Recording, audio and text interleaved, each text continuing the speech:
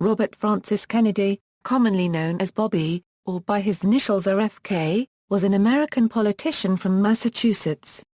He served as a senator for New York from 1965 until his assassination in 1968.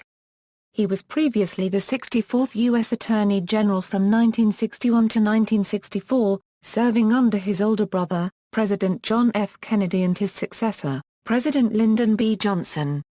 An icon of modern American liberalism and member of the Democratic Party, Kennedy was a leading candidate for the Democratic presidential nomination in the 1968 election.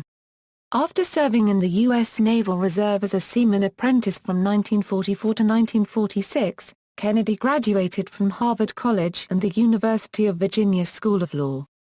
Prior to entering public office, he worked as a correspondent to the Boston Post, and as an attorney in Washington, D.C. he gained national attention as the chief counsel of the Senate Labor Rackets Committee from 1957 to 1959, where he publicly challenged Teamsters President Jimmy Hoffa over the corrupt practices of the union, and published The Enemy Within, a book about corruption in organized labor.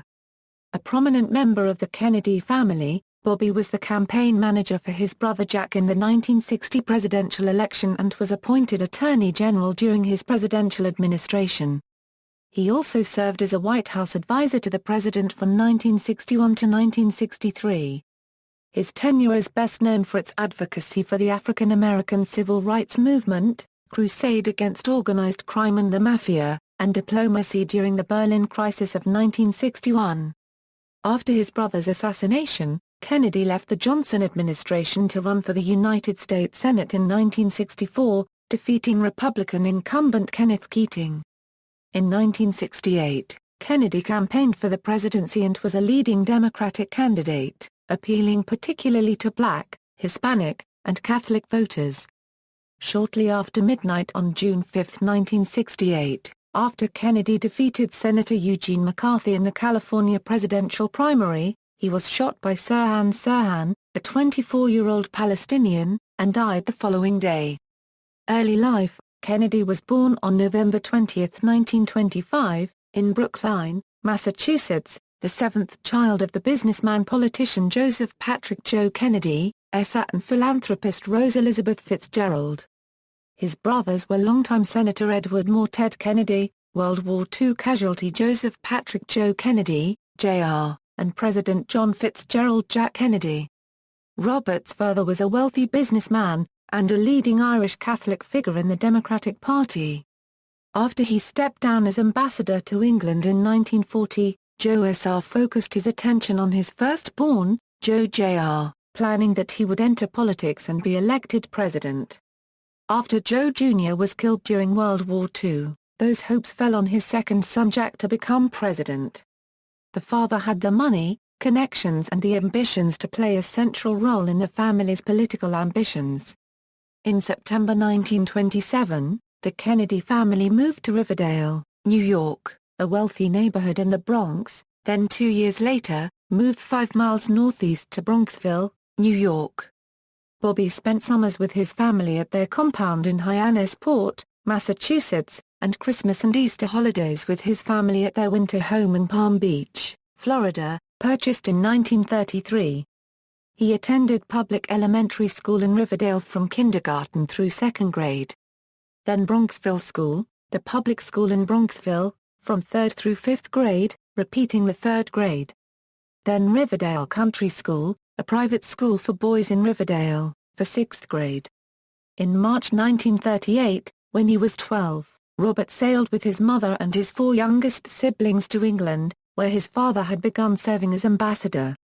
He attended the private Gibbs School for Boys in London for 7th grade, returning to the U.S. just before the outbreak of war in 1939. In September 1939, for 8th grade, Robert attended St. Paul's School, an elite private preparatory school for boys in Concord, New Hampshire. However, he transferred after 2 months at St. Paul's to Portsmouth Priory School, a Benedictine Catholic boarding school for boys in Portsmouth, Rhode Island, for 8th through 10th grades.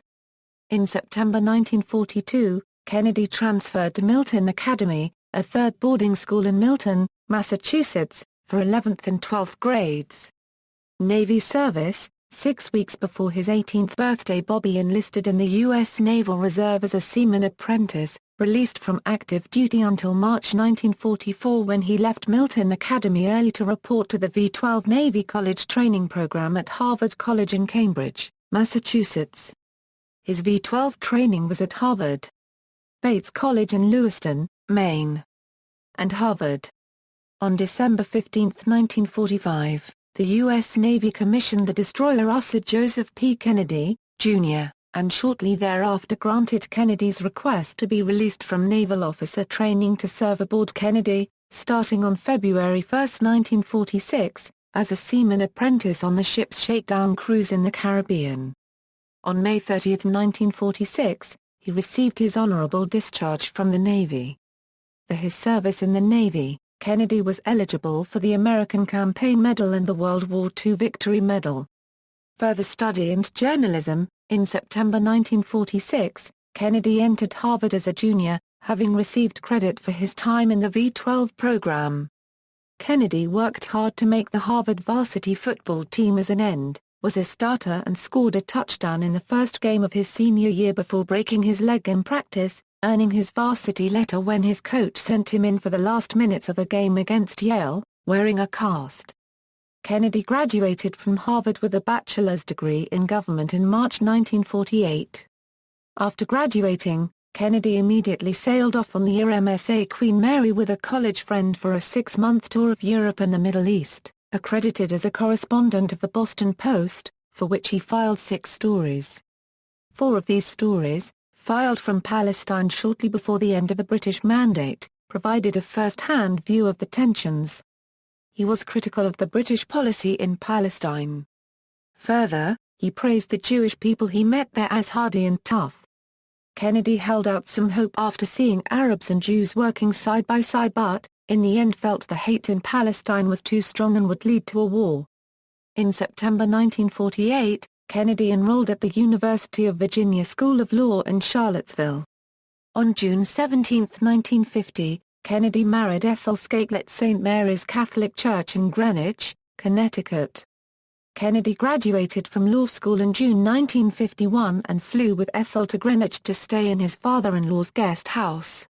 Bobby and Ethel's first child, Kathleen, was born on July 4, 1951, and Kennedy spent the summer studying for the Massachusetts bar exam. In September 1951, Kennedy went to San Francisco as a correspondent of the Boston Post to cover the convention concluding the Treaty of Peace with Japan. In October 1951, Kennedy embarked on a 7-week Asian trip with his brother Jack and his sister socialite Patricia Helen Pat Kennedy to Israel, India, Vietnam, and Japan. Because of their age gap, the two brothers had previously seen little of each other. This 25,000-mile trip was the first extended time they had spent together and served to deepen their relationship. Legal career. In November 1951, Kennedy moved with his wife and daughter to a townhouse in Georgetown in Washington, D.C., and started work as a lawyer in the Internal Security Section of the Criminal Division of the U.S. Department of Justice.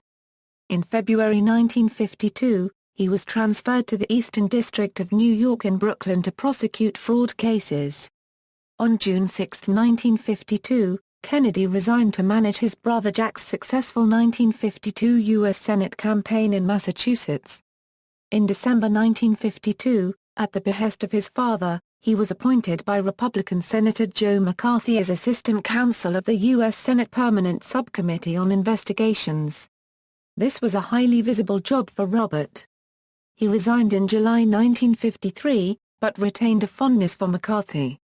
After a period as an assistant to his father on the Hoover Commission, Kennedy rejoined the Senate committee staff as chief counsel for the Democratic minority in February 1954.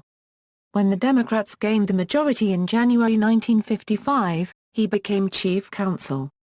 Kennedy was a background figure in the televised McCarthy hearings of 1954 into the conduct of McCarthy. Kennedy worked as an aide to Adlai Stevenson II during the 1956 presidential election to learn for a future national campaign by Jack. The candidate did not impress Kennedy, however, he voted for incumbent Dwight D. Eisenhower. Kennedy soon made a name for himself as the chief counsel of the 1957 59 Senate Labor Rackets Committee under Chairman John L. McClellan. In a dramatic scene, Kennedy squared off with Teamsters Union President Jimmy Hoffa during the antagonistic argument that marked Hoffa's testimony. Kennedy left the Rackets Committee in late 1959 in order to run his brother John's successful presidential campaign. In 1960, he published the book The Enemy Within, describing the corrupt practices within the Teamsters and other unions that he had helped investigate. The book sold very well. Attorney General of the United States. Brother Jack's choice of Bobby as Attorney General following his election victory in 1960 was controversial, with the New York Times and the New Republic calling him inexperienced and unqualified. He had no experience in any state or federal court, causing the president to joke, "I can't see that it's wrong to give him a little legal experience before he goes out to practice law." However, Kennedy did have significant experience in studying and fighting organized crime. According to Bobby Baker, the Senate Majority Secretary and a proto-copyright copyright of Lyndon B. Johnson, President-elect Kennedy did not want to name his brother as Attorney General. However, their father overruled the President-elect. At the behest of Johnson, Baker persuaded the influential Southern Senator Richard Russell to allow a voice vote to confirm the president's brother in January 1961, as Robert F. Kennedy would have been lucky to get 40 votes on a roll call vote. Lincoln wrote at that November 19, 1963, conversation just 3 days before Kennedy's assassination. Kennedy performed well in his confirmation hearing and chose what friend and biographer Arthur M. Schlesinger, Jr. called an outstanding group of deputy and assistant attorneys general, including Byron White and Nicholas Katzenbach.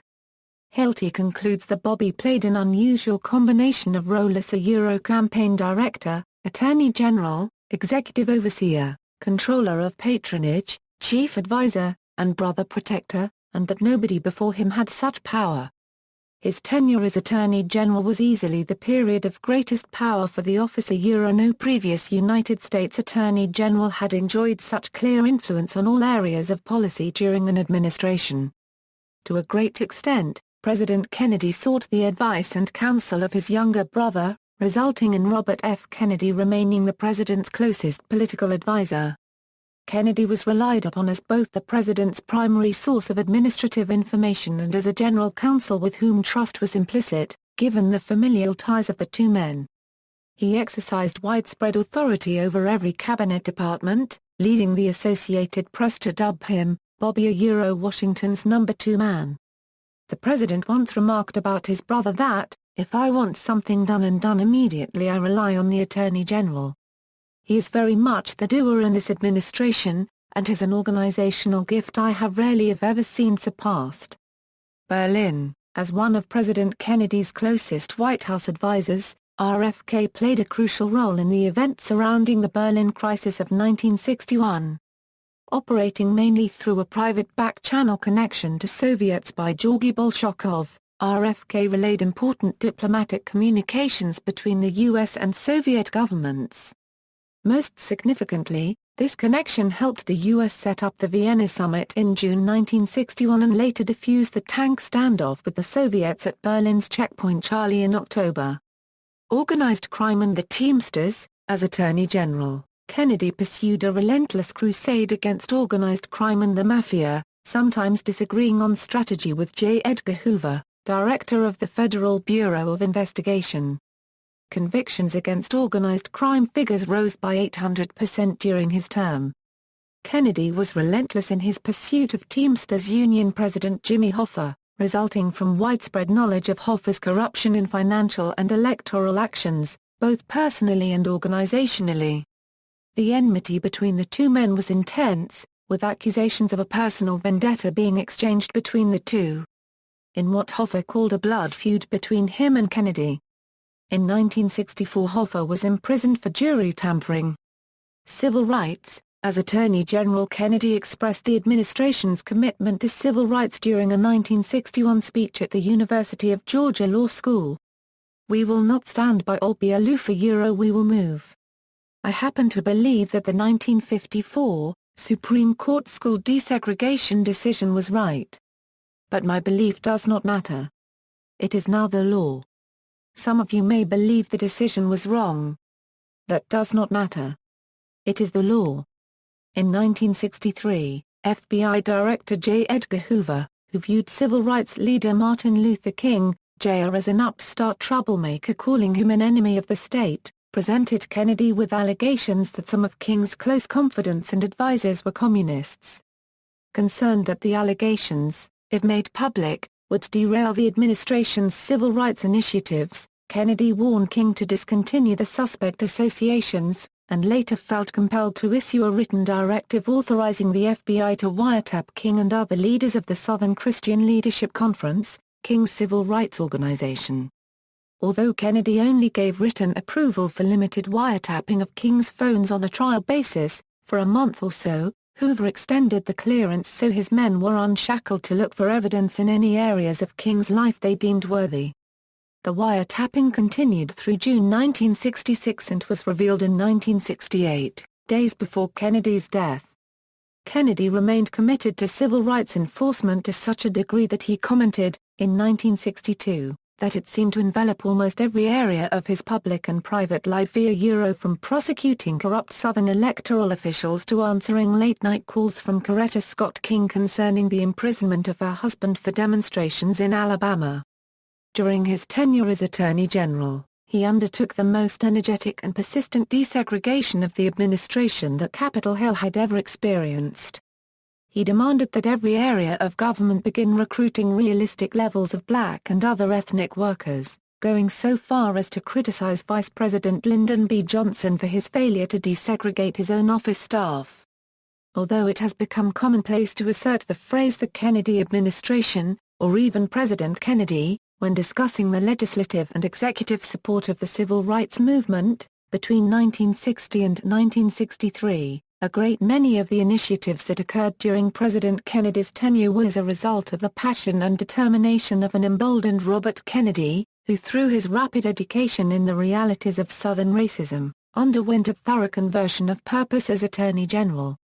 Asked in an interview in May 1962, "What do you see as the big problem ahead for you? Is it crime or internal security?" Robert Kennedy replied, "Civil rights." The president came to share his brother's sense of urgency on the matters at hand to such an extent that it was at the Attorney General's insistence that he made his famous address to the nation. Bobby played a large role in the Freedom Riders protests. Kennedy acted after the Anniston bus bombings to protect the riders in continuing their journey. Kennedy sent John Sagenthaler, his administrative assistant, to Alabama to attempt to secure the riders' safety there. Despite a work rule which allowed a driver to decline an assignment which he regarded as a potentially unsafe one, Kennedy also persuaded a manager of the Greyhound Corporation to obtain a coach operator who was willing to drive a special bus for the continuance of the Freedom Ride from Birmingham, Alabama, to Montgomery, Alabama, on the circuitous journey to Jackson, Mississippi. Later, during the attack and burning by a white mob of the First Baptist Church in Montgomery, at which Martin Luther King Jr. and some 1,500 sympathizers were in attendance, the Attorney General telephoned King to ask his assurance that they would not leave the building until the force of U.S. Marshals and National Guard he sent had secured the area.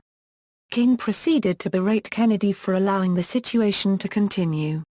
King later publicly thanked Robert Kennedy for his commanding of the force dispatched to break up an attack that might otherwise have ended King's life. Kennedy then negotiated the safe passage of the Freedom Riders from the First Baptist Church to Jackson, Mississippi, where they were arrested.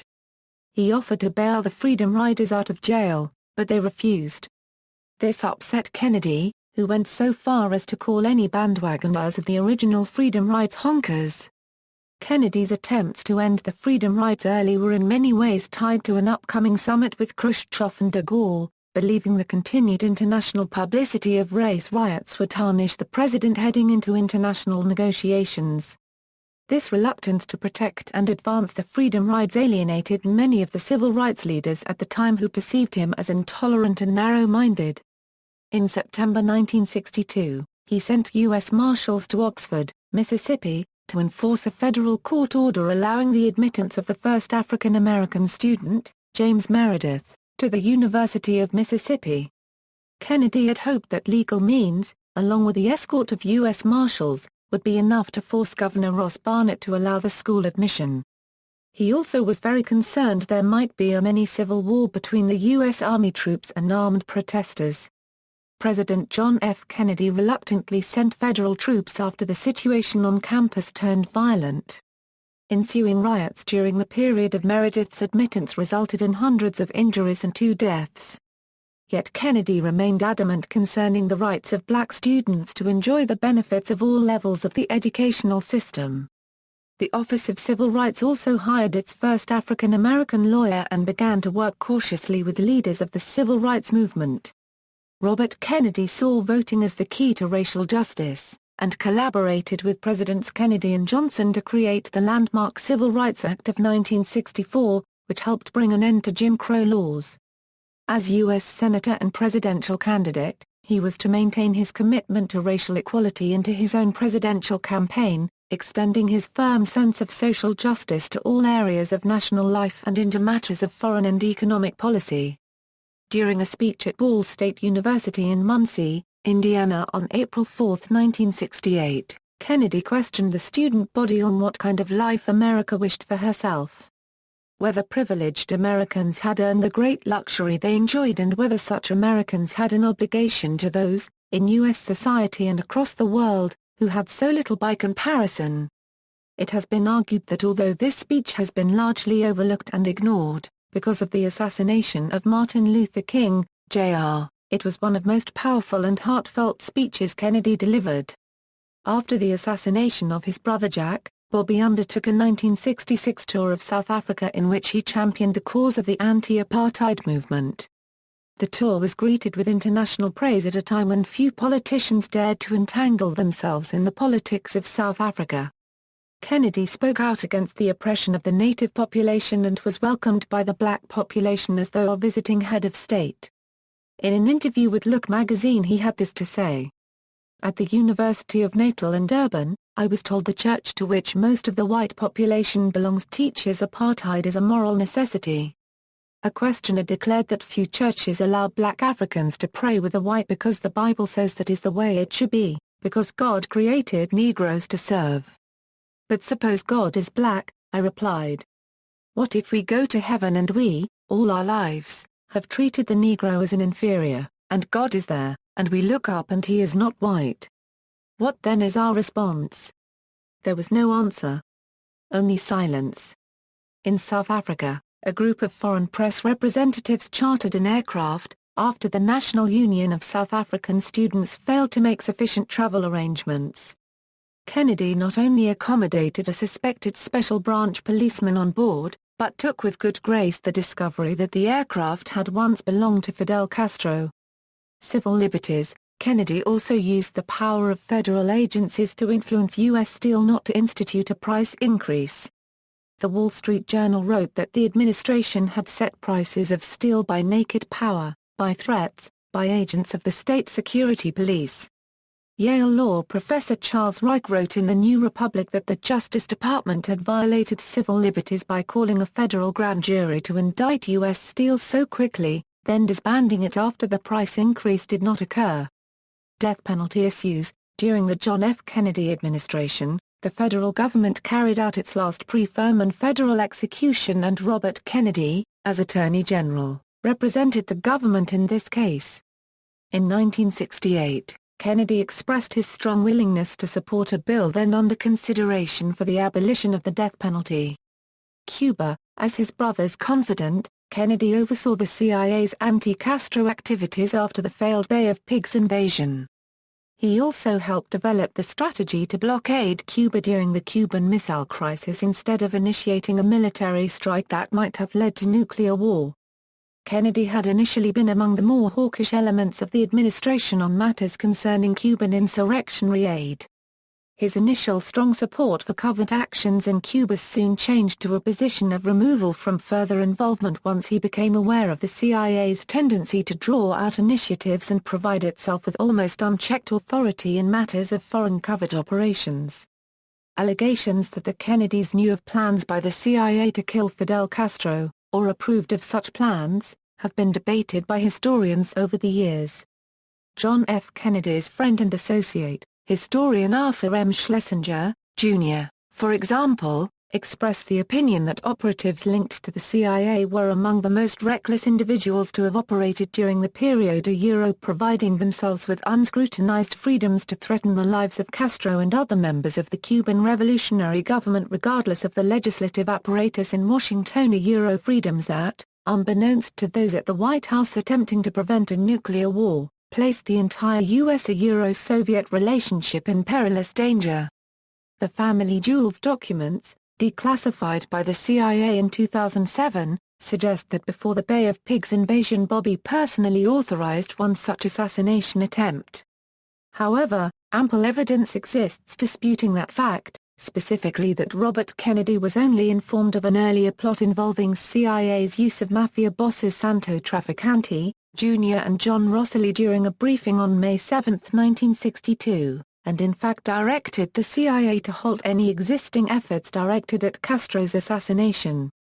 Concurrently, Kennedy served as his brother's personal representative in Operation Mongoose, the post-Bay of Pigs covert operations program established in November 1961 by President Kennedy. Mongoose was meant to incite a revolution within Cuba that would result in the downfall of Castro, not Castro's assassination. During the Cuban Missile Crisis, Kennedy proved himself to be a gifted politician, with an ability to obtain compromises tempering aggressive positions of key figures in the hawk camp.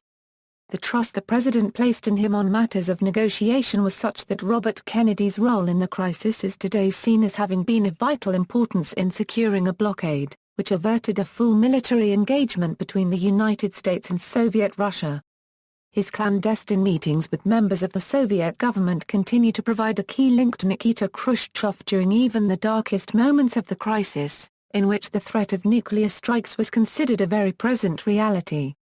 On the last night of the Cuban Missile Crisis, President Kennedy was so grateful for his brother's work in averting nuclear war that he summed it up by saying, "Thank God for Bobby." Assassination of his brother, President John F. Kennedy. The assassination of President Kennedy on November 22, 1963, was a brutal shock to the world, the nation and, of course, Robert and the rest of the Kennedy family. Bobby was absolutely devastated, and was described by many as being a completely different man after his brother's death. In the days following the assassination, Kennedy wrote letters to his two eldest children, Kathleen and Joe, saying that as the oldest Kennedy family members of their generation, they had a special responsibility to remember what their uncle had started and to love and serve their country. Kennedy was asked by Democratic Party leaders to introduce a film about his late brother Jack at the 1964 party convention. When he was introduced, the crowd including party bosses, elected officials and delegates applauded thunderously and tearfully for a full 22 minutes before they would let him speak. He was close to breaking down before he spoke about his brother's vision for both the party and the nation, and recited a quote from Shakespeare's Romeo and Juliet that John's wife Jackie had given him. "When he shall die, take him and cut him out in little stars, and he will make the face of heaven so fine, that all the world will be in love with night, and pay no worship to the garish sun." In a 2013 interview with CBS journalist Charlie Rose, Robert F. Kennedy, Jr., said that his father was fairly convinced that others besides Lee Harvey Oswald were involved in his brother's assassination. Senator from New York. 9 months after President John F. Kennedy's assassination, Robert Kennedy left the cabinet to run for a seat in the U.S. Senate, representing New York. President Johnson and Bobby were often at severe odds with each other, both politically and personally, yet Johnson gave considerable support to Bobby's campaign, as he was later to recall in his memoir of the White House years. His opponent in the 1964 race was Republican incumbent Kenneth Keating, who attempted to portray Kennedy as an arrogant carpetbagger. Kennedy emerged victorious in the November election, helped in part by Johnson's huge victory margin in New York. During the campaign he visited the Lubavitcher Rebbe, Rabbi Menachem Mendel Schneerson, seeking his blessing and endorsement. In 1965, Bobby became the first person to summit Mount Kennedy. At the time it was the highest mountain in Canada that had not yet been climbed. It was named in honor of his brother Jack after his assassination. In June 1966, Kennedy visited apartheid-era South Africa accompanied by his wife, Ethel Kennedy, and a small number of aides. At the University of Cape Town he delivered the annual Day of Affirmation speech.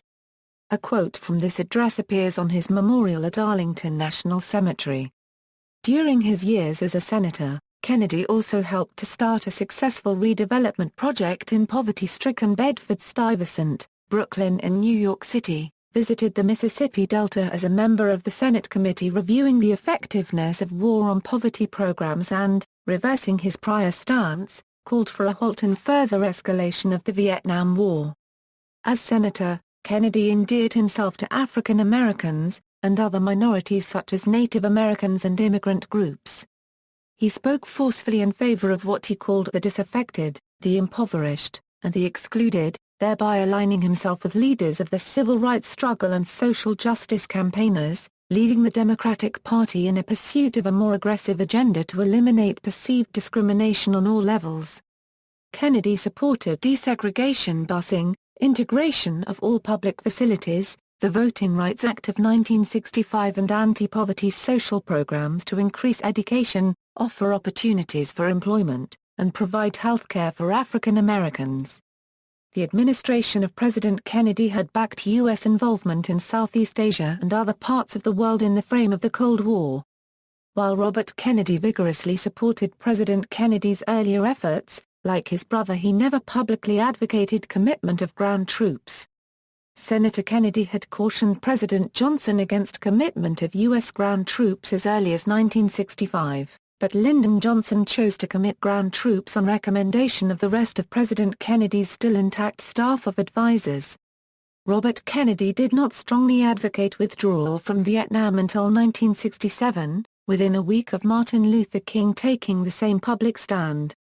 Consistent with President Kennedy's Alliance for Progress, Robert Kennedy placed increasing emphasis on human rights as a central focus of U.S. foreign policy. Presidential candidate. In 1968, President Johnson began to run for re-election. In January 1968, faced with what was widely considered an unrealistic race against an incumbent president, Senator Kennedy stated he would not seek the presidency. After the Tet Offensive in Vietnam, in early February 1968, Kennedy received a letter from writer Pete Hamill, that said that poor people kept pictures of President Kennedy on their walls and that Robert Kennedy had an obligation of staying true to whatever it was that put those pictures on those walls. Kennedy traveled to Delano, California, to meet with civil rights activist car copyright Czar Carvez who was on a 25-day hunger strike showing his commitment to nonviolence. It was at his visit in California where Kennedy decided he would challenge Johnson for the presidency, telling his former DOJ press secretary Edwin Guthman, that his first step was to get little-known Senator Eugene McCarthy of Minnesota to withdraw from the presidential race. The weekend before the New Hampshire primary, Kennedy announced to several aides that he would attempt to persuade McCarthy to concede from the race to avoid splitting the anti-war vote, but with the advice from South Dakota Senator George McGovern, he urged Kennedy to wait until after the primary to announce his candidacy. Johnson won a narrow victory in the New Hampshire primary on March 12, 1968, against McCarthy, which boosted McCarthy's standing in the race. After much speculation and reports leaking out about his plans, and seeing in McCarthy's success that Johnson's hold on the job was not as strong as originally thought, Kennedy declared his candidacy on March 16, 1968. In the caucus room of the old Senate office building, the same room where his brother declared his own candidacy 8 years earlier. He stated, "I do not run for the presidency merely to oppose any man, but to propose new policies. I run because I am convinced that this country is on a perilous course and because I have such strong feelings about what must be done, and I feel that I'm obliged to do all I can." McCarthy supporters angrily denounced Kennedy as an opportunist, and thus the anti-war movement was split between McCarthy and Kennedy. On March 31, 1968, Johnson stunned the nation by dropping out of the race. Vice President Hubert Humphrey, long a champion of labor unions and civil rights, entered the race with the support of the party establishment, including most members of Congress, mayors, governors and labor unions. He entered the race too late to enter any primaries, but had the support of the president and many Democratic insiders. Robert Kennedy, like his brother before him, planned to win the nomination through popular support in the primaries. Kennedy stood on a platform of racial and economic justice, non-aggression in foreign policy, decentralization of power and social improvement. A crucial element to his campaign was an engagement with the young, whom he identified as being the future of a reinvigorated American society based on partnership and equality. Kennedy's policy objectives did not sit well with the business world, in which he was viewed as something of a fiscal liability, opposed as they were to the tax increases necessary to fund such programs of social improvement. At one of his university speeches he was asked, "Where are we going to get the money to pay for all these new programs you're proposing?" Kennedy replied to the medical students, about to enter lucrative careers, "From you." It was this intense and frank mode of dialogue with which Kennedy was to continue to engage those whom he viewed as not being traditional allies of democratic ideals or initiatives. In a speech at the University of Alabama, he argued, "I believe that any who seek high office this year must go before all Americans, not just those who agree with them, but also those who disagree. Recognizing that it is not just our supporters, not just those who vote for us, but all Americans, who we must lead in the difficult years ahead." He aroused rabid animosity in some quarters, with J. Edgar Hoover's deputy Clyde Tolson reported as saying, "I hope that someone shoots and kills the son of a bitch." It has been widely commented that Robert Kennedy's campaign for the American presidency outstripped, in its vision of social improvement, that of President Kennedy. Robert Kennedy's bid for the presidency saw not only a continuation of the programs he and his brother had undertaken during the president's term in office, but also an extension of these programs through what Robert Kennedy viewed as an honest questioning of the historic progress that had been made by President Johnson. Kennedy openly challenged young people who supported the war while benefiting from draft deferments, visited numerous small towns, and made himself available to the masses by participating in long motorcades and street corner stump speeches. Kennedy made urban poverty a chief concern of his campaign, which in part led to enormous crowds that would attend his events in poor urban areas or rural parts of Appalachia. On April 4, 1968, Kennedy learned of the assassination of Martin Luther King, Jr. and gave a heartfelt impromptu speech in Indianapolis's inner city, in which Kennedy called for a reconciliation between the races. Riots broke out in 60 cities in the wake of King's death, but not in Indianapolis, a fact many attribute to the effect of this speech. Kennedy finally won the Indiana Democratic primary on May 7 and the Nebraska primary on May 14, but lost the Oregon primary on May 28. If he could defeat McCarthy in the California primary, the leadership of the campaign thought, he would knock McCarthy out of the race and set up a one-on-one against Hubert Humphrey at the Chicago National Convention in August. Assassination. Kennedy scored a major victory in winning the California primary. He addressed his supporters shortly after midnight on June 5, 1968, in a ballroom at the Ambassador Hotel in Los Angeles, California. Leaving the ballroom, he went through the hotel kitchen after being told it was a shortcut, despite being advised to avoid the kitchen by his bodyguard, FBI agent Bill Barry. In a crowded kitchen passageway, Sirhan, a 24-year-old Palestinian, opened fire with a .22 caliber revolver. Kennedy was hit 3 times and 5 other people also were wounded. George Plimpton, former decathlete Rafa Johnson, and former professional football player Rosie Grier are credited with wrestling Sirhan to the ground after Sirhan shot the senator. Following the shooting, Kennedy was first rushed to Los Angeles' Central Receiving Hospital and then to the city's Good Samaritan Hospital where he died early the next morning. Sirhan said that he felt betrayed by Kennedy's support for Israel in the June 1967 Six-Day War, which had begun exactly 1 year before the assassination. His body was returned to New York City, where it lay in repose at St. Patrick's Cathedral from approximately 10 p.m. until 10 a.m. on June 8. A high requiem mass attended by members of the extended Kennedy family, President Lyndon B. Johnson and his wife Lady Bird Johnson, and members of the Johnson cabinet was held at St. Patrick's Cathedral at 10 a.m. on June 8. Bobby's brother Ted said the following: "My brother need not be idealized, or enlarged in death beyond what he was in life. To be remembered simply as a good and decent man, who saw wrong and tried to right it, saw suffering and tried to heal it, saw war and tried to stop it. Those of us who love him and who take him to his rest today, pray that what he was to us and what he wished for others will someday come to pass for all the world. As he said many times, in many parts of this nation, to those he touched and who sought to touch him, some men see things as they are and say why. I dream things that never were and say why not." The Requiem Mass concluded with the hymn The Battle Hymn of the Republic, sung by Andy Williams. Immediately following the Mass, Kennedy's body was transported by a special private train to Washington, D.C. Thousands of mourners lined the tracks and stations along the route, paying their respects as the train passed. The train departed New York at 12:30 p.m. The 4-hour trip took more than 8 hours because of the thick crowds lining the tracks on the 225 miles journey.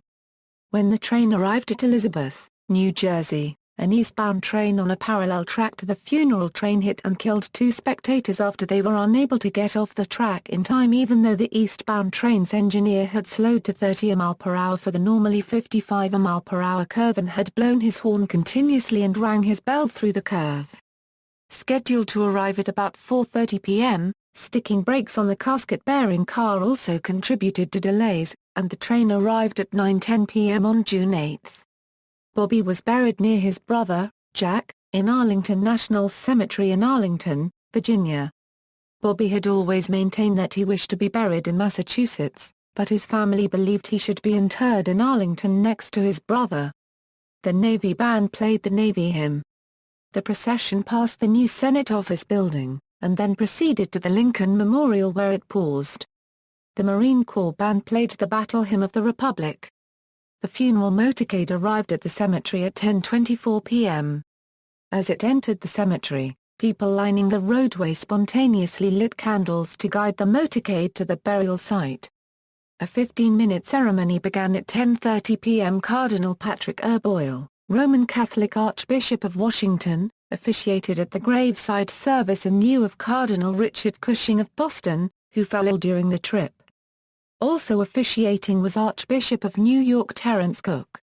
John Glenn presented the folded flag on behalf of the United States to Senator Ted Kennedy, who passed it to Bobby's eldest son Joe, who passed it to Ethel.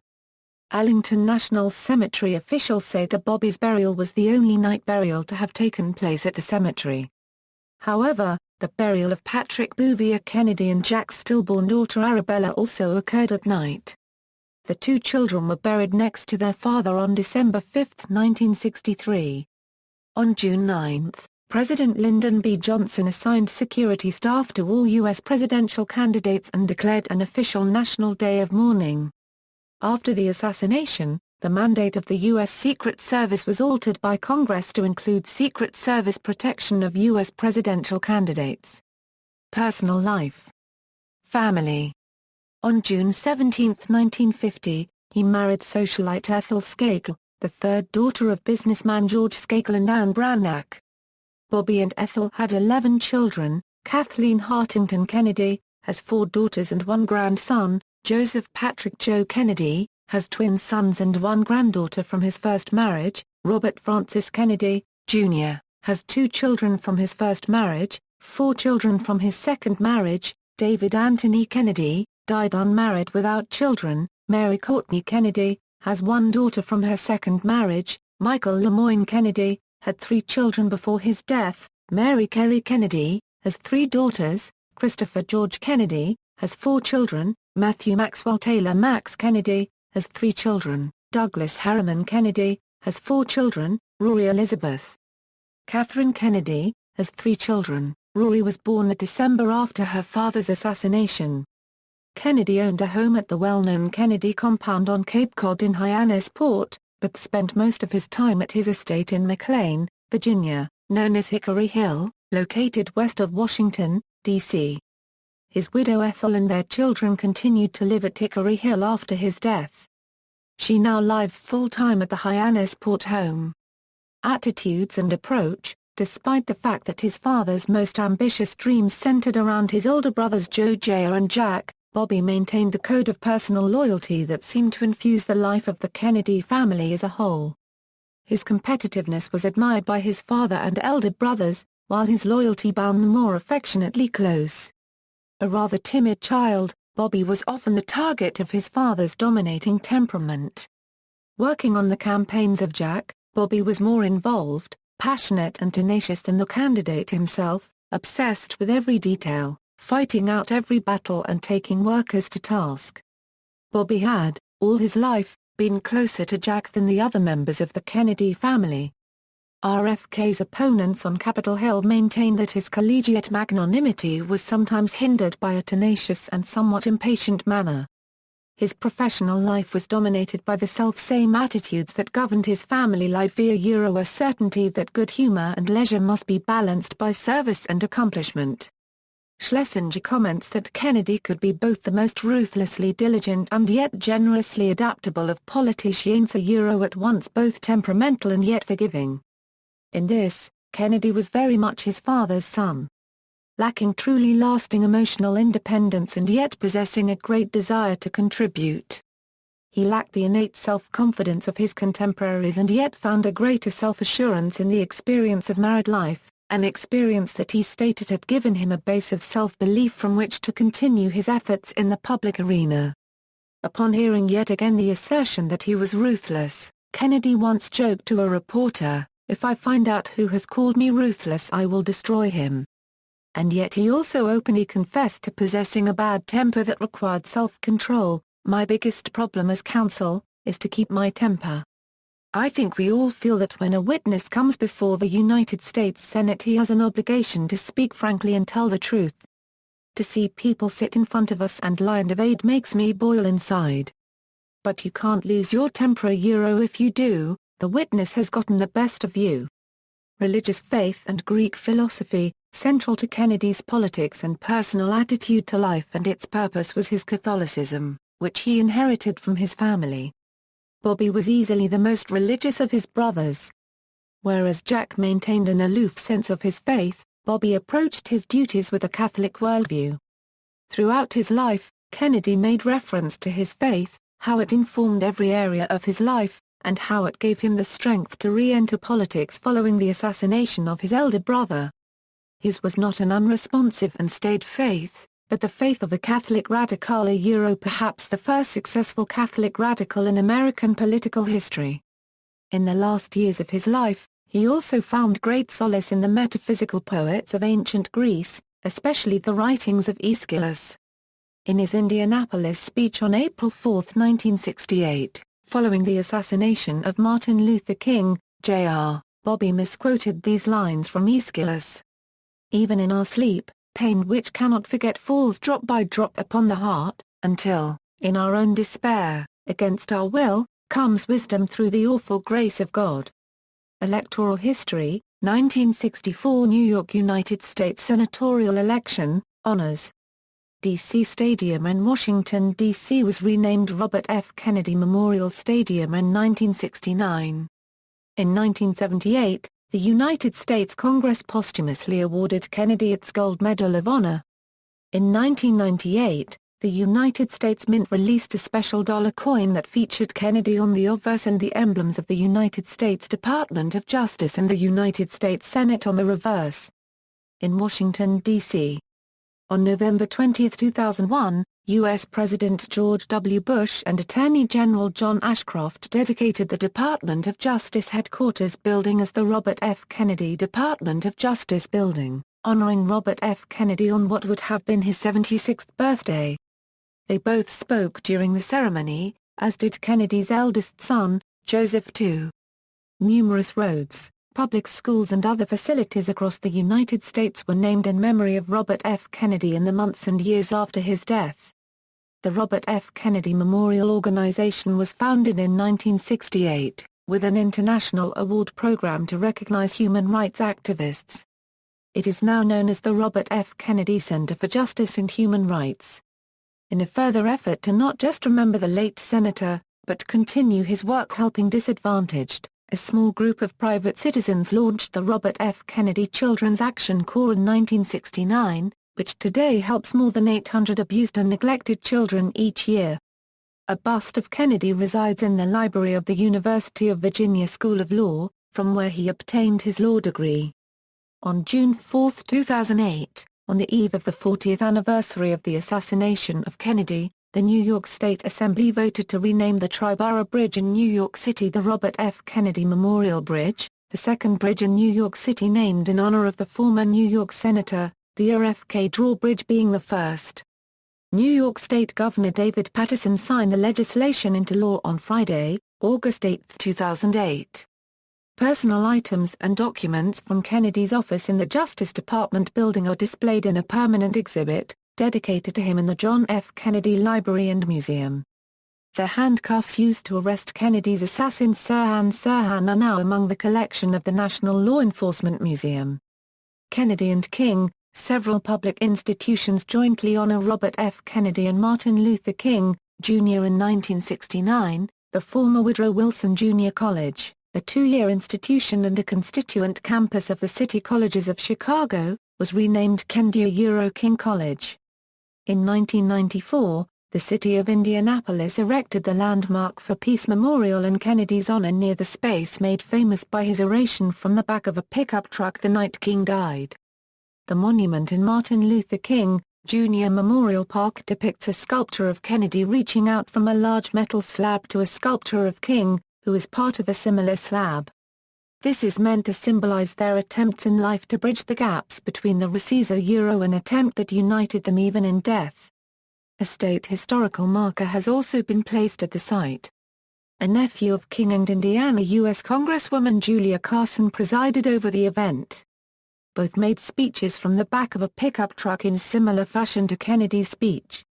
Writings: considered an eloquent speaker, Kennedy also wrote extensively on politics and current events. The Enemy Within, the McClellan Committee's Crusade Against Jimmy Hoffa and Corrupt Labor Unions, Just Friends and Brave Enemies, The Pursuit of Justice, To Seek a Newer World, Essays, 13 Days, a memoir of the Cuban Missile Crisis, published posthumously. Media: in 1970 ABC TV presented the David L. Wolper film The Journey of Robert F. Kennedy, narrated by John Huston.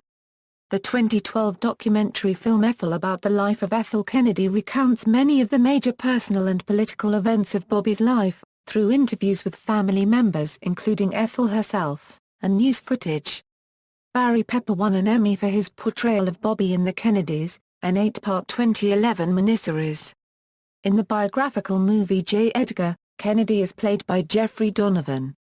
The 2010 film RFK in the Land of Apartheid, A Ripple of Hope is a documentary that follows Kennedy's 5-day visit to South Africa in June 1966, during which he made his famous Ripple of Hope speech at the University of Cape Town. The 2008 film A Ripple of Hope is a documentary that retells Kennedy's call for peace during a campaign stop in Indianapolis on April 4, 1968, following the assassination of Martin Luther King, Jr. The 2006 film Bobby is the story of multiple people's lives leading up to Kennedy's assassination. The film employs stock footage from Kennedy's presidential campaign, and he is briefly portrayed by Dave Francis. The 2002 made-for-TV movie RFK portrays Kennedy's life from the time of his brother's assassination to his own death.